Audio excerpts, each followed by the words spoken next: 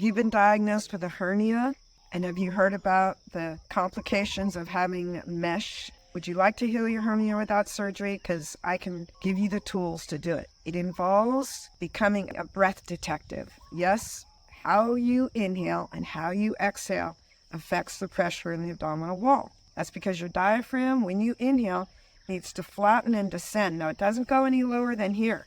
You don't have a breathing apparatus down here.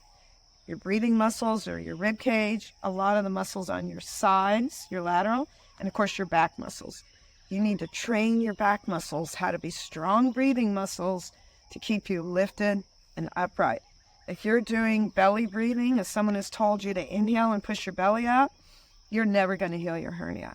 If you cough or sing or play an instrument or speak, and that all always happens on an exhale, when you do that, your abdominal muscles need to contract inwards.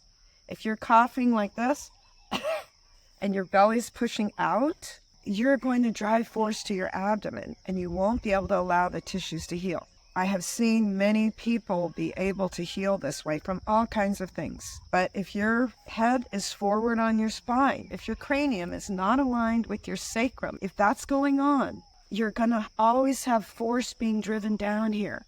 So in order to heal a hernia, you have to correct the posture habits that are in the whole body. Your body is a continuum. If I sparked your curiosity, check out my website, Spit-Align Posture Training, or get my video. It's on Vimeo. It's called Heal Your Hernia from the Inside Out. And I guarantee you, you will learn things that will strengthen your core from the inside out and benefit your whole body. Good luck healing your hernia. Don't believe what they say. You can heal your hernia.